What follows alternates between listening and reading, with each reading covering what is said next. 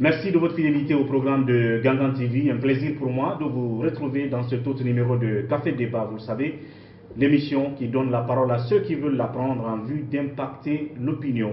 Plusieurs sujets majeurs du moment sur la table dans cette émission, notamment l'adresse à la nation du président Alpha Condé, qui a profité de cette sortie pour notamment instruire au Premier ministre d'ouvrir de larges consultations sur le débat houleux en ce moment autour de la Constitution que certains veulent pour la République et que d'autres ne veulent pas du tout. Et puis bien entendu, suite à cette adresse à la nation, a suivi la déclaration télévisée du Premier ministre lui-même qui a décliné sa méthodologie et les cibles de sa démarche de consultation.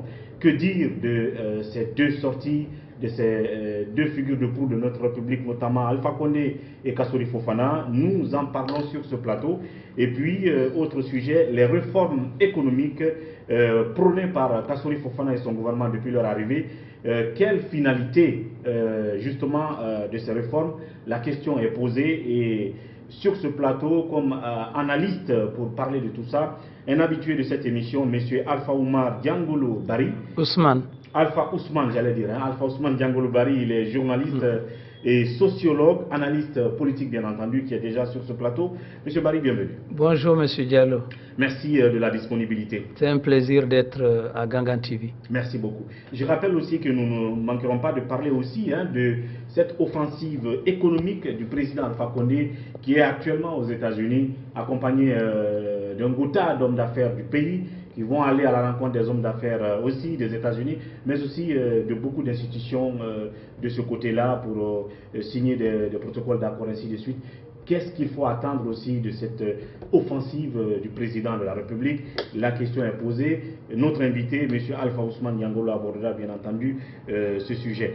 Alors, avant donc de commencer, vous étiez à l'intérieur du pays. D'abord, qu'est-ce qu'on peut retenir? On vous a vu à la télé en débat avec les responsables locaux, notamment à Mamou, je crois, et puis les populations. À Dalaba particulièrement, où on a fait les 9 sous-préfectures et la commune urbaine de Dalaba. D'accord. C'était basé sur de la sensibilisation Oui, la sensibilisation. Oui, vous savez, actuellement, il y a trop de débats inquisitoires souvent. Donc nous, on est des citoyens de Dalaba. On a demandé, on a réuni des gens qui étaient disponibles pour aller parler aux citoyens de Dalaba. Et je pense que si tout le monde retourne dans sa préfecture ou dans ses sous-préfectures pour sensibiliser les gens, le débat sera plus limpide. Notre objectif n'était pas du tout partisan. On ne représentait aucun parti politique, on est des citoyens, on a décidé d'aller à Dalaba, recadrer le débat et expliquer aux gens que de toute façon la politique n'est pas une religion et que quand quelqu'un est élu maire, on a traversé pas mal de sous-préfectures où les maires étaient de l'UFDG. On a dit, écoutez, une fois que vous êtes élu maire, vous n'êtes plus maire de l'UFDG, vous êtes maire de tous les citoyens de votre circonscription. Donc, un peu cet esprit, je dis, nous sommes des citoyens de Dalaba. Nous venons vous rencontrer pour qu'on se donne la main, pour qu'on sache que le débat actuel, il est certes virtuel et nécessaire, mais il faut cadrer les choses. Jusqu'à présent, la personne concernée, même si en apparence on sait là où il veut y aller, jusqu'à présent, on n'a pas soumis au peuple quoi que ce soit. Donc en sous-entendu, vous êtes en train de parler du débat actuel autour de la Constitution. C'est là où on vient dans cette adresse à la nation, le chef de l'État. D'abord pour vous, en tant qu'analyste politique, vu tout le débat qu'il avait déjà eu, tout ce qu'il y a eu sur le terrain comme mobilisation, folklore autour de la Constitution, est-ce que vous vous attendiez à cette adresse à la nation du président de la République au moment où il l'a fait? Oui, je pense que vu le bouillonnement et une certaine violence verbale qu'il y avait, je pense qu'il aurait pu intervenir plus tôt. Mais il n'est jamais trop tard pour bien faire. Et je pense que oui, le président de la République devait intervenir pour donner une orientation, pas imposer des choses aux gens, mais dire, je suis président de la République, je vous ai entendu, je vous ai compris, je vous ai écouté, et je pense qu'il est nécessaire qu'on échange, qu'on dialogue pour savoir qu'est-ce qu'on va faire de notre pays. Est-ce qu'il est nécessaire de renforcer nos institutions ou de les changer. Moi, je pense que la question était l'intervention du président de la République. Cette adresse était opportune. Cette adresse du président de la République était plus que nécessaire. Bien. Et maintenant, dans le fond de l'adresse à la nation, du discours du président, est-ce que vous pensez qu'effectivement, il a touché des sujets essentiels. Il y a quelque chose d'essentiel à retenir parce que, à certains égards, il y en a qui pensent que c'était une sortie vide de sens, de contenu, qui n'ont rien retenu. Est-ce que vous concluez de la même façon que... Non, pas du tout, pas du tout, pas du tout. Vous savez, quand le président de la République fait un message, on est vraiment en démocratie. Chacun donne le sens qu'il veut à cette déclaration. Mais il a dit, compte tenu de l'effervescence des violences, des dialogues, des souhaits, des attitudes de refus, de rejet, on est en démocratie. Moi, je pense qu'à un moment donné, il faut bien qu'on jette un regard vers notre rétroviseur pour voir où on en est. Nous avons une constitution qui a été validée. Je ne dis pas, on n'a pas soumis cette constitution-là au peuple. Ça veut dire que c'était nécessaire de toute façon. Il fallait qu'on sorte de la transition militaire. On a réuni des corporations de tous les métiers, y compris notre métier de journaliste. Et on a fait une constitution faite par le CNT, Conseil national de transition, qui ne sont pas des élus du peuple, même s'ils agissaient au nom du peuple. C'est légal. Ce n'est pas légitime. On a fait cette constitution qui était censée être transitoire. C'est vrai, vous allez me dire pourquoi il le fait maintenant, pourquoi il ne l'a pas fait avant. Il y avait trop de préoccupations quotidiennes. Il a dû passer 9 ans. Oui, bien sûr, 9 ans à résoudre des problèmes quelquefois impossibles. Je prends juste un exemple. Aujourd'hui, on peut dire qu'il a violé la Constitution, il ne l'a pas violée, rien n'est avéré. Mais seulement, depuis toutes ces années-là, on a réglé les problèmes politiques par des accords politiques. Vous savez que les accords politiques ne tiennent pas compte de la loi. Il y a des compromis, il y a des compromissions. Ce n'est pas en Guinée seulement. Hein. Chaque parti respecte ou ne respecte pas en fonction de ses intérêts personnels. Des accords. C'est pourquoi il nous faut... Barack Obama l'a dit, il nous faut des institutions fortes, pas des hommes forts. Bien.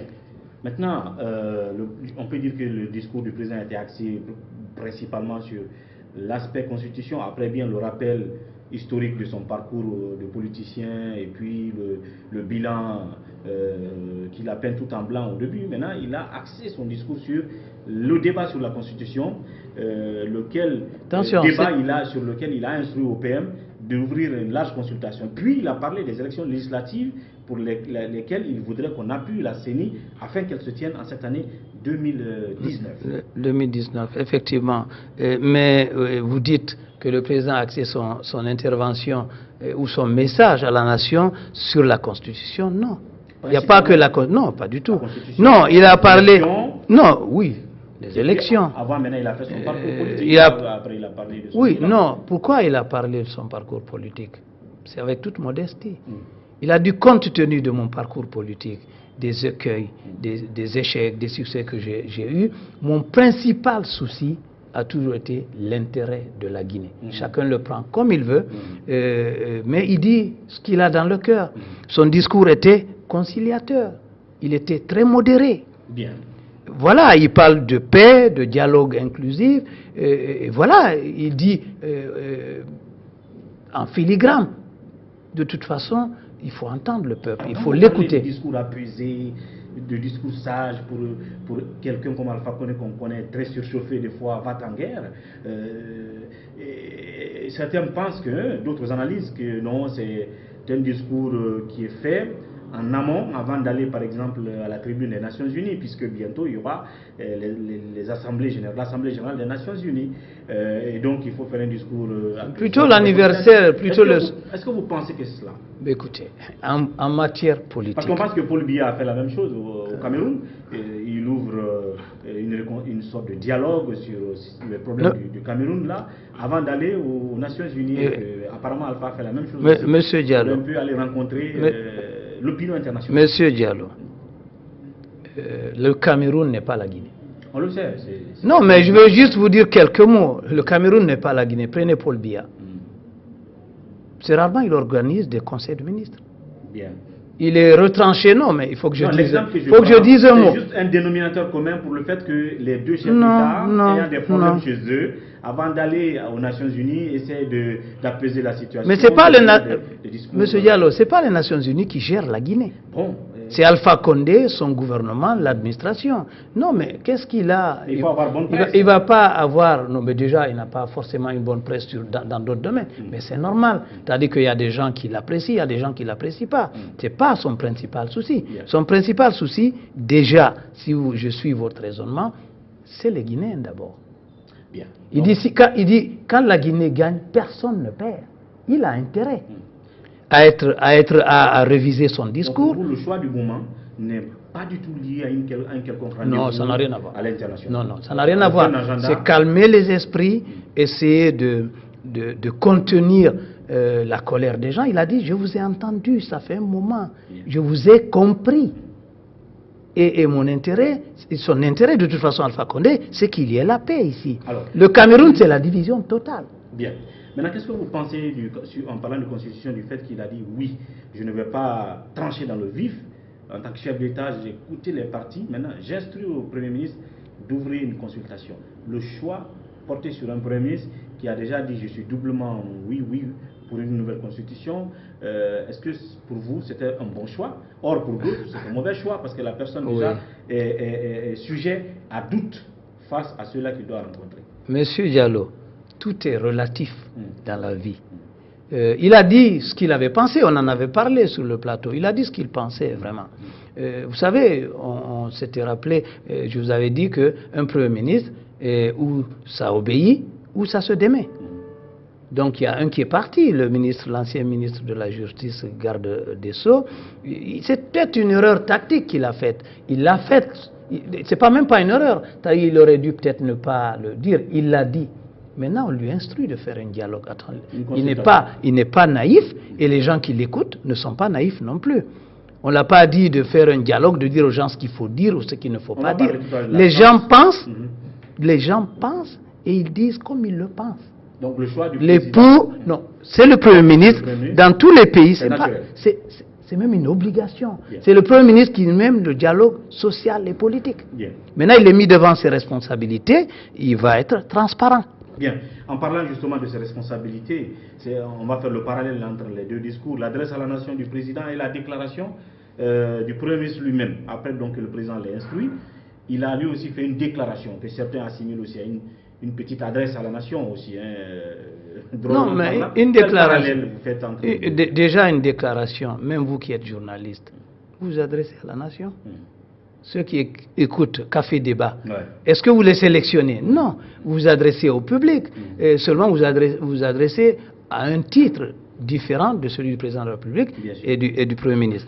Non, je pense que le Premier ministre est conscient qu'il avait dit publiquement qu'il est OK et que le gouvernement aussi l'était. Donc en connaissance de cause, il est obligé de se remettre en cause. Quand dans sa déclaration, Kassouri dit « Je ne viens pas en tant que médiateur dans un dialogue, mais je ne sais pas, c'est pour consulter les partis... » Écouter, noter et transmettre.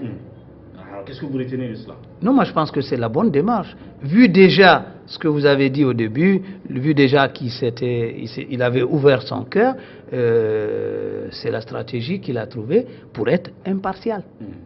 On écoute les gens, ceux qui sont pour, ceux qui sont contre. Il y a des gens qui sont contre qui ne viendront pas, mais le dialogue est ouvert.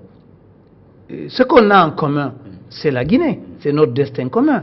Moi, je pense que tout le monde doit venir au dialogue, mais les gens sont libres de ne pas venir au dialogue, mais ça serait une mauvaise chose. La politique de la chaise vide fait que si vous ne participez pas, vous ne dites pas, vous arrivez, vous dites, je suis contre. Parce que déjà, ils doutent du personnage. Oui, mais ça c'est un peu, ça c'est un peu, vous savez, tous les politiques sont pareils d'une façon ou d'une autre, ils se connaissent très bien. C'est lourd, les autres dirigeants. La réaction immédiate du FNDC, vous pensez qu'elle est... Elle est normale, d'abord au début. c'est de l'autodéfense. Et nous, on s'est exprimé, j'ai écouté Faya qui dit oui, ils n'ont qu'à aller dans les différents partis politiques à la FNDC, prendre les textes et les donner au président de la République. Non, entre le dialogue public et les échanges formalisés, il y a une grande différence. Bien. Les gens ont l'occasion là de dire ils sont pour ou ils sont contre, mais on n'est pas à ce stade-là. Parce que pour et contre, ça se fera dans les urnes. Pas dans le discours. À l'occasion d'un référendum, qui est tout à fait légal et constitutionnel. C'est le président de la République seul qui prend l'initiative du référendum. Bien. Si vous prenez l'article 51, parce qu'il y a trop de polémiques, il peut le faire, j'ai même entendu des juristes dire qu'il ne peut pas le faire selon la Constitution, il ne peut faire que des réformes législatives. C'est pas vrai. L'actuelle Constitution, l'article 51, vous l'avez lu, dit que le président de la République, après avoir consulté l'Assemblée, peut opérer toute réforme des pouvoirs publics, y compris le référendum. Donc c'est un faux débat. Bien, pour vous c'est donc un faux débat. C'est pas pour moi, c'est pour la Constitution même. Voilà, c'est pas mes sentiments qui comptent, hein. C'est les faits. Bien. Et là-dessus, comme je l'ai dit, le parallèle entre le discours, l'adresse à la nation du chef de l'État et la déclaration du PM, en fait, c'était pour lui de venir éclaircir la mission qui lui venait d'être donnée par le président et fixer, bien entendu, la méthodologie qu'il va suivre. Oui, à mon avis aussi, il y a autre chose. Du fait qu'il a fait une déclaration ouverte, c'était deux objectifs. Dire, je ne suis pas là pour juger, je suis là pour enregistrer vos vœux. Et remonter fidèlement. Remonter fidèlement ce que vous dites. Et je vous rassure que je serai transparent. Bien. Et cela nous amène à l'autre sujet, avant de terminer cette première partie. Justement, une fois que le Premier ministre a fait cette déclaration, pour se montrer un peu volontariste, juste, maintenant, quelle chance il a pour aboutir, étant donné que déjà au lendemain de l'adresse à la nation du chef de l'État, vous avez déjà un camp qui dit immédiatement, on n'en veut pas du tout. On n'ouvre pas nos portes, ça c'est le FNDC. Et on sait que même si le PM ne va pas vers le FNDC en tant que tel, mais il ira vers les éléments qui composent... Non, il ira vers les partis politiques, tous les partis politiques. Le FNDC, on sait qu'ils ont déjà une position. Voilà. Est-ce que sa consultation a une chance d'aboutir à une certaine légitimité en tant que tel? Oui, mais la légitimité ne repose pas sur les partis politiques. Il n'y a pas que les partis... Non, mais il n'y a pas que les partis politiques. Si, Monsieur Diallo, il n'y a pas que les partis politiques qui vont être consultés. Bien sûr. La société civile, mais les citoyens. Une grande partie de ces entités. Non, je suis désolé. Les partis politiques. Si vous prenez la société civile, y compris les gens dans les quartiers, dans les villes, dans les sous-préfectures, mais ils font la majorité. Maintenant, les partis politiques représentent des tendances. Les gens se reconnaissent plus aujourd'hui dans les partis politiques que dans les structures de société civile. Ça, c'est quand même une évidence. Non, il y a plus de partis politiques que de structures de société civile. C'est normal. Il y a les syndicats aussi. Bien sûr. Il y a les corporations de journalistes. Il y a tous les métiers, les corps de métier. Ils vont rencontrer tout le monde. On ne va pas dire... C'est après la fin des consultations... qu'on va faire, je pense qu'il faut faire un sondage en même temps pendant que les gens sont consultés, leur faire un questionnaire pour qu'ils répondent. C'est après ça qu'on peut évaluer le nombre de personnes ou de structures qui ont participé à ce dialogue. Mais d'ici là, on ne peut pas anticiper. Même les partis politiques qui disent non, quelquefois, ils viennent après. C'est-à-dire... Mais tu viens avec ta position. Je trouve que d'ailleurs, c'est assez naïf de refuser. Ils ont dit non. C'est pour cela que je pose la question. Quelle chance pour la réussite de cette consultation du PM? La consultation réussira avec ceux qui sont prêts à venir dialoguer. Voilà, c'est tout. Maintenant, vous savez, la politique de la chaise vide est au détriment de celui qui s'isole. Donc, sachant que ces entités-là sont opposées, les partis politiques qui font partie du FNDC et les acteurs de la société civile qui font partie du FNDC, sachant qu'ils sont farouchement opposés et qu'ils vont sans doute... Oui, ils sont farouchement opposés. Il faut relativiser. Non, j'ai compris votre question. Un stratagème pour tout simplement... Mais attendez, vous imaginez... d'avoir adopté la meilleure manière et que d'autres ont refusé de s'ouvrir à cela. Parce que j'ai l'impression qu'on ne veut pas fournir d'efforts pour aller vers eux. Dès lors qu'ils ont dit aussi, on ne veut pas, aussi. On dit mais, oui, ils sont consultés déjà, c'est fini. Non, personne n'a dit ça. On a entendu Makanera le dire. Hein. Non, attendez, écoutez, Makanera n'est pas une référence. Ah, c'est pas une référence. Mais je le dis. Okay. D'accord, il dit ce qu'il pense, mais il ne dit pas au nom du gouvernement. Bien. Mais il a la liberté de parler. Donc vous pensez que quand même le Premier ministre doit faire un effort à d'aller vers eux, malgré qu'ils ont... Mais bien sûr, ils envoient des courriers à tout le monde. Ce n'est pas de la dictature. C'est-à-dire on n'oblige pas les gens à venir aux rencontres, mais on les sollicite. S'ils ne veulent pas venir, rappelez-vous, au temps de Lansana Conté, l'opposition a boycotté les élections législatives. Il y avait que ces radios qui étaient à l'Assemblée. Ils se sont privés et ils se sont privés la tribune nationale pour s'exprimer. Voilà, mais je pense que c'est eux qui perdent. Donc dans ce cas de figure, pensez que si des partis politiques comme ceux-là qui sont au sein du FNDC refusent de partir, et de l'autre côté les sociétés civiles qui sont là refusent de partir, c'est une yeux pour pleurer. Mais non, pas du tout. Vous êtes en train d'anticiper sur des choses qui ne se sont pas déroulées encore. Aujourd'hui, il était à l'Assemblée nationale pour écouter les députés. Le bureau de l'Assemblée. Avec le bureau de l'Assemblée. Quel bureau de l'Assemblée? Le bureau de l'Assemblée. Vous voulez parler du Premier ministre parce que les députés individuellement pris ont dit qu'ils n'iraient pas. C'est de l'opposition. Ça, je le sais. Ils n'y étaient peut-être pas là. Je n'étais pas là, mais ils sont libres d'être là, de ne pas être là. On est en démocratie. Mais le dialogue national qui intègre tout le monde, ce n'est pas des extraterrestres, ces hommes politiques. D'accord? Ils peuvent venir quand même dire nous sommes opposés. Bien. S'ils ne le disent pas, qui ne dit rien comme ça. Alors comment vous voyez la fin de tout ça? L'adresse à la nation d'Alpha qui dit on va consulter, le PM qui va donc ouvrir la... Mais ça a commencé les consultations, je comprends bien. Ça a commencé. Oui, oui. Maintenant, la finalité, qu'est-ce que vous y voyez? Est-ce qu'après c'est tout de suite le référendum ou est-ce qu'après on a un comité de rédaction de la fameuse constitution qui va être divulgué, par exemple dans toutes les langues, après on va à un fameux référendum, et tout ça pourra prendre quel temps? Et pendant ce temps, le président dit qu'il faut qu'on aille aussi au législatif en cette année 2019. Attendez, vous voulez l'argent du beurre et la femme du fermier. Attendez, monsieur Diallo, déjà, mais comme vous êtes assez long là, j'ai compris ce que vous avez dit, déjà, il faut un comité de rédaction qui sera officiel, connu, qui va rédiger. Une fois que c'est rédigé, il faut divulguer. Et quand on a divulgué, le président de la République, c'est lui seul qui prendra le décret, qui va constituer l'Assemblée nationale, qui va prendre le décret pour dire on ira au référendum à telle date. Voilà. Maintenant, je n'ai pas fini, vous avez été long, laissez-moi parler, monsieur Diallo. Maintenant, vous parlez du temps. Le temps n'a pas tellement d'importance.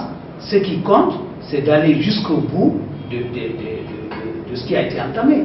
Et ensuite, on a la fin de l'année au plus tard pour faire les législatives. Maintenant, qui va caler le référendum? C'est la CENI, le président de la République. Mais ceux qui n'ont pas voulu participer, de toute façon, ils participeront au dialogue au niveau de la CENI, parce qu'ils sont directement concernés. Voilà. Mais cette rencontre-là entre le Premier ministre, tel que l'a sollicité le président de la République, on ne peut forcer personne de venir. Mais vous anticipez, et on ne sait pas, peut-être que d'autres vont venir au dialogue. Vous voulez parler des partis politiques? Bien sûr. Ils refusent là. Des partis politiques, mais pour le moment, franchement, ils l'ont dit, on attend de voir. Bien. En tout cas, pour conclure, vous pensez que c'est la meilleure démarche qu'il fallait pour le président? Mais c'est la démarche qui se fait dans tous les pays normaux. Sauf qu'ils ont tardé avec. Enfin, bien sûr, c'est à lui de choisir la date à laquelle... Déjà, il y a eu trop de dialogue. Bien. Et les tabous sont tombés. Aujourd'hui, on est dans une meilleure disposition pour dire oui ou non. Bien. Voilà donc ce qu'on pouvait retenir en termes d'analyse sur cette démarche du président de la République qui, donc, à travers son adresse à la nation, a décidé, au lieu de prendre position pour un oui ou pour un non, à instruire à son Premier ministre d'aller vers les entités de la cité pour recueillir leur avis sur cette question de nouvelle constitution est-ce qu'il en faut en ce moment pour notre pays, oui ou non? Qu'est-ce qu'il faut mettre là-dedans, si oui, ou qu'est-ce qu'il faut sinon? Et le Premier ministre qui donc aussi s'est montré engagé à travers sa déclaration à exécuter cette mission à lui confiée par le président de la République. Et l'analyse de M. Diangolo, comme vous l'avez vu, c'est une bonne démarche, elle est tout simplement républicaine. On va donc observer une petite pause, derrière on se retrouve pour parler cette fois-ci économie.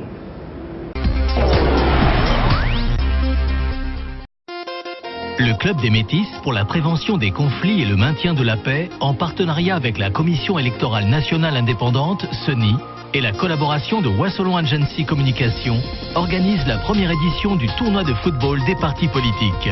Pour promouvoir le fair play politique en vue d'instaurer un climat de non-violence dans la pratique de la politique en Guinée, 16 partis politiques se donnent rendez-vous autour du cuir rond.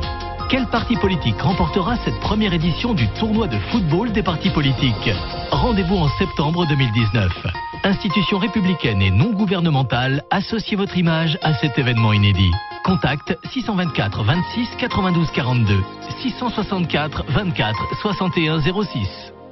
Merci de nous retrouver dans cette deuxième partie de Café Débat qui a comme invité M.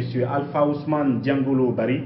Il est journaliste, sociologue, analyste politique et le sujet au départ c'était bien sûr l'adresse à la nation du chef de l'État et la déclaration du Premier ministre qui a suivi cette adresse à la nation, le tout autour de la question de constitution, notamment de la consultation au large qui va être ou qui a déjà été ouverte par le Premier ministre. Quelle chance pour la réussite de cette consultation. Vous avez vu l'analyse de M. Diangolo, elle a bien sûr la chance d'aboutir pour ceux-là qui se rendront disponibles d'être consultés. Maintenant, on va parler, à moins que vous n'ayez quelque chose à rajouter sur... non, non, c'est bon. Voilà. Non. On va donc parler d'économie parce que c'est aussi l'autre préoccupation de la gouvernance. Et je l'ai dit tout à l'heure, depuis que le Premier ministre Kassouri est arrivé, il y a eu de nouvelles réformes économiques qui ont pour but de redresser la situation macroéconomique de notre pays. C'est là où on a entendu parler des instruments comme la MAMRI, comme la NAFIC, comme aujourd'hui il y a le guichet unique du commerce extérieur qui a été lancé récemment par le Premier ministre. Et puis après, le Premier ministre a procédé à une sorte de coupe budgétaire à un moment donné que certains n'ont pas aimé dans les départements, que certains observateurs aussi ont critiqué, mais qui avait quel but et pour quelle finalité selon votre analyse? Vous savez, en matière de politique économique et sociale, vous savez que c'est le ministère du Plan et du Développement économique qui fait les statistiques, qui en amont, qui fait de la planification. C'est ce qui permet au gouvernement de mettre en place une politique économique et sociale. Vous savez, à un moment donné, on a bien constaté, on était dans des environs où on parlait de corruption, de pot de vin et tout ça. Et le Premier ministre, il a fait le constat qu'il y a un gaspillage budgétaire, de ressources financières au niveau de l'État. Donc il a décidé de faire une coupe de 20% sur tous les départements, y compris la primature. Ça permet d'éviter l'évasion pas fiscale, de l'argent, des déperditions d'argent, des dépenses peut-être injustifiées quelquefois. C'était un choix. Ça fait des économies pour axer les ressources mobilisées sur des secteurs prioritaires, comme l'eau, comme l'assainissement, comme l'énergie. Donc c'est pourquoi il a fait cette coupe budgétaire. Ça permet à l'État de faire des économies, d'éviter, comme vous l'avez dit, les déperditions. Maintenant, aujourd'hui, par rapport au budget, au cadrage macroéconomique et au budget qui est prévu, vous allez de 87 milliards de dollars à 130 milliards. C'est-à-dire de 9 millions de dollars et quelques à beaucoup plus. Parce que le cadrage macroéconomique pour le budget 2020 est basé sur des priorités qui sont la santé, l'éducation et l'agriculture. C'est-à-dire qu'on va mettre par rapport au PIB, on va mettre 15% sur la santé et l'éducation. Et vous savez que la première richesse d'un pays, vous le savez bien en matière économique, ce sont les ressources humaines.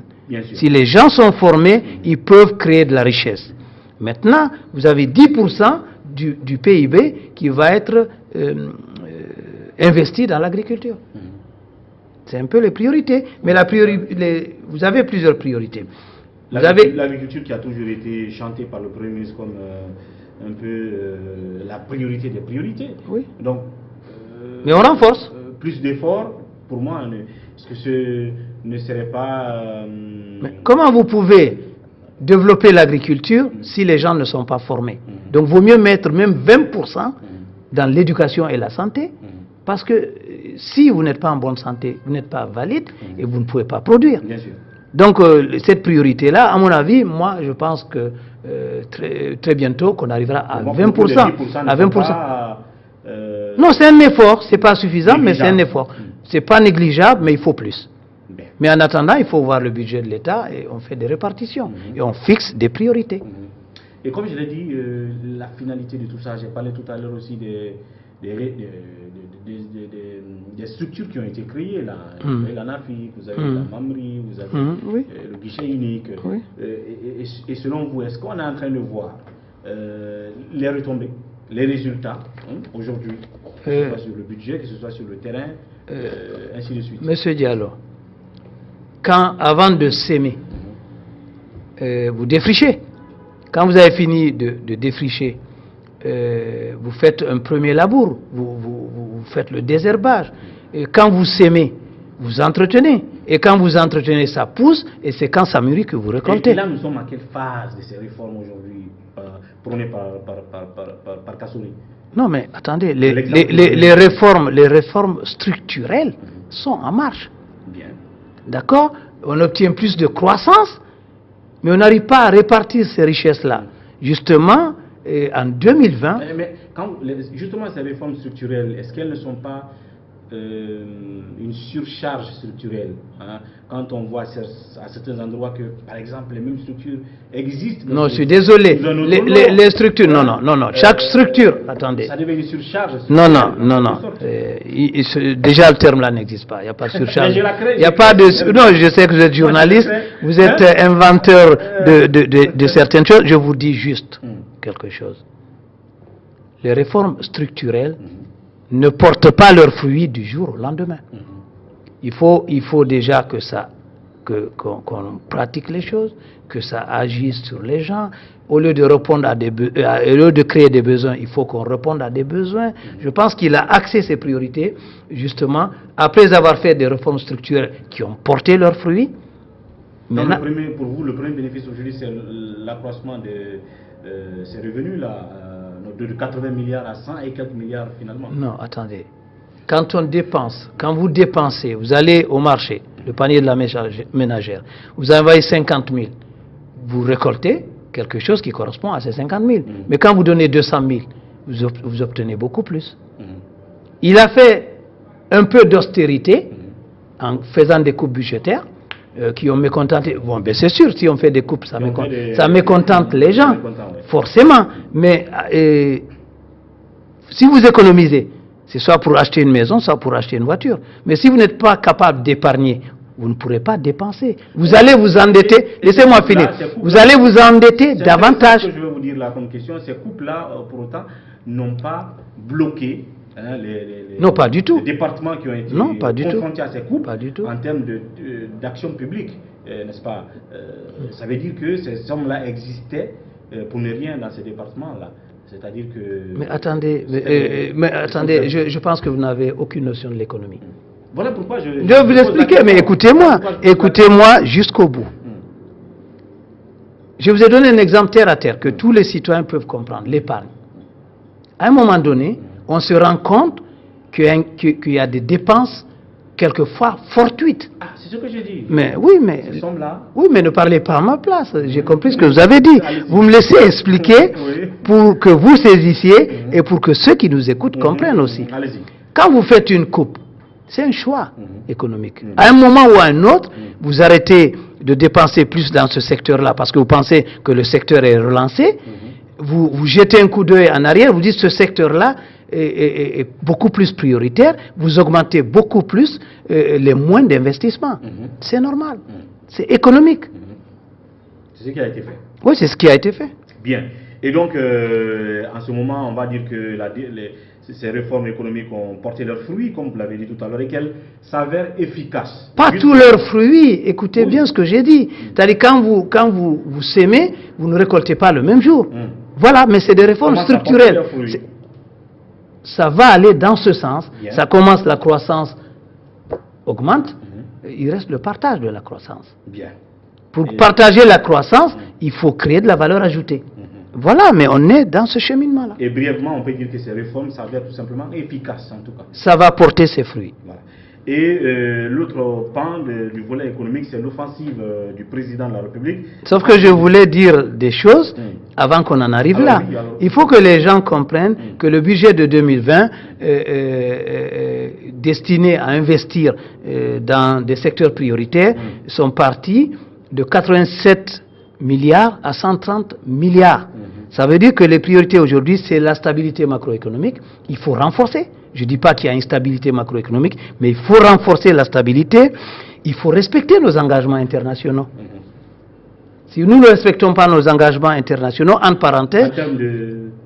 Non, mais nous cotisons à l'UNESCO, dans toutes les structures, à la CEDEAO et autres. Quand le président Alpha Condé est arrivé, il a payé tous les arriérés. Sinon, on n'est pas crédible. Maintenant, il faut renforcer cet engagement-là, respecter cela et renforcer la croissance économique inclusive et le partage de la prospérité. Vous savez, aujourd'hui, la pauvreté touche 60% de la population. Dans les villes, dans les zones rurales, 65%. Il faut bien investir dans les secteurs porteurs de croissance qui peuvent... quand je parle de croissance, je ne parle pas de croissance virtuelle. On est à 10%, on peut être à 20%. S'il n'y a pas de partage, ça n'a aucune conséquence. Il faut beaucoup plus, dans ce qu'il a défini, la transparence budgétaire. Bien. Il faut transparence budgétaire, il faut une gestion efficace des finances publiques. Je prends l'exemple de Conakry pour finir. Il faut l'amélioration du cadre de vie. Tout le monde parle d'assainissement, d'eau. C'est des secteurs vitaux de l'économie guinéenne. C'est une de ses priorités. Et il faut renforcer l'état de droit. Bien. Et donc, partage de croissance et la transparence, notamment dans la gestion des deniers publics. Les deniers publics qui peuvent donc porter fruit. Et maintenant, on va parler de cette offensive économique d'Alpha Condé. Il n'y a pas 3-4 jours qu'il est arrivé aux États-Unis. Il a déjà commencé à rencontrer des institutions de Bretton Woods, la Banque mondiale, mais aussi des hommes d'affaires. Des hommes d'affaires. Qu'est-ce que vous attendez, vous, de cette réforme-là, en termes de récolte? Moi, ce que j'attends, mais le président est en train de faire le VIP. C'est-à-dire qu'il est en train de vendre la Guinée. Pour dire, la Guinée, vous pouvez investir en Guinée. C'est ça, vendre. Je ne t'ai pas dit vendre et empocher dans sa poche. Vendre la Guinée, c'est aller vendre les mérites de la Guinée, les potentialités que nous avons. Si vous vous rappelez, la dernière fois, il y a eu la conférence diplomatique. Il a dit qu'il veut maintenant une diplomatie économique. C'est-à-dire qu'ils sont tous des VIP. C'est-à-dire qu'ils doivent présenter la Guinée, vendre l'image de la Guinée, les potentialités de notre pays. Je pense que oui, le président est dans cette démarche-là actuellement. Il a fait beaucoup de politique et je crois qu'il a décidé maintenant de faire plus d'économie, même s'il fera toujours de la politique. Il va rencontrer des hommes d'affaires. Les institutions de Bretton Woods, si vous dites qu'il n'y a plus Bretton Woods maintenant, c'est la Banque mondiale et le FMI. Il faut respecter nos accords. Les trucs de facilité, de crédit, etc., etc. Mais moi, je pense qu'un jour viendra où on n'aura pas besoin de la Banque mondiale et du FMI. Parce que ces institutions nous imposent toujours ce que nous devons faire. Ce que nous devons faire, ça arrivera un jour. On n'est pas si solide pour arriver à le faire. J'espère que quand la monnaie unique va venir, on va s'intégrer de façon plus facile. Donc, moi, c'est plutôt la rencontre avec les hommes d'affaires américains qui sont capables d'investir. Il est en train de faire une diversification de nos partenaires. C'est-à-dire, ça va créer une espèce de concurrence. Aujourd'hui, les gens disent « Ah, les Chinois, il y a trop de Chinois. » Quand il y aura trop d'Américains, on dirait « Il y a trop d'Américains. » Ce qui importe, c'est que les résultats soient positifs pour nous et que les gens s'enrichissent davantage. Et enfin, qu'il y ait une classe moyenne. Il n'y a pas de classe moyenne en Guinée. Évidemment. Il y a une classe au-dessus, il n'y a pas de classe moyenne. Il faudrait qu'on arrive à constituer ces différentes classes. Voilà, et je pense que ce qu'il est en train de faire, j'espère, en tant que citoyen, que ça aura des retombées socio-économiques. Bien. On attend de voir justement parce que, pour ne pas que ça ressemble, selon ce que certains disent, à l'autre annonce de la Chine, 20 milliards de dollars, qui tarde d'une manière ou d'une autre, porter ses fruits. Oui, mais est-ce que... Après, on pourrait annoncer aussi des gros montants après cette offensive des États-Unis. Et qu'est-ce qui adviendra? J'essaie juste, M. Diallo, de vous dire. Vous êtes très pessimiste, mais je pense qu'il faut être optimiste. C'est 21 milliards de dollars de la Chine dont vous parlez. C'est un accord cadre. Il faut qu'il y ait des projets mûrs et finançables. Ça veut dire qu'on ne donne pas ça à une entreprise ou à un individu. Contre la bauxite, on investit de l'argent. Et si vous dites qu'il n'y a pas de résultat, je vous dis que soit pitié, on a fermé les vannes. On a investi énormément dedans. Et l'autoroute, la voie express qui va être faite de Koya à Dabola, c'est un investissement dans le secteur, dans un secteur où on est en retard. C'est un investissement colossal et je vous assure que les Chinois ont déjà commencé. Les plus grosses œuvres. Dans le paquet de 20 milliards. Oui, ils ont commencé. Ils ont commencé, et moi je viens du Fouta Jalon, et partout ils ont installé des machines, des guichets. Ils ont même commencé une base vie, et ils ont même commencé à couper les arbres. Bien. Voilà. Donc, soit pitié, ça marche. Ça marchera dès la fin de l'année. Donc il faut espérer pour cette autre offensive. Oui, mais il y a eu la relance de l'agriculture. Le problème chez nous aujourd'hui, le gouvernement n'arrive pas à bien communiquer. Il y a des effets positifs. Il a relancé des filières agricoles qui sont en marche aujourd'hui. Il faut croire donc qu'au retour des États-Unis, on aura encore davantage d'investisseurs, cette fois-ci venant des États-Unis. Alpha Condé lui-même leur a dit à un moment donné, les États-Unis en termes d'investissement n'étaient pas trop friands pour la Guinée, mais il a dû relancer. Ce sont ces termes, cette confiance entre les États-Unis et la Guinée pour que cela arrive. Et les intérêts sont réciproques, hein. C'est dans leur intérêt aussi. Bien sûr. D'être présent. Alors merci en tout cas d'être passé une fois encore pour cette analyse. Et merci. À très bientôt. À très bientôt. Merci. Et bon courage, c'est pas facile. Merci beaucoup. Votre métier. Ok. À vous, merci de l'attention. À très bientôt pour un numéro de Café Débat. Prenez soin de vous et au revoir.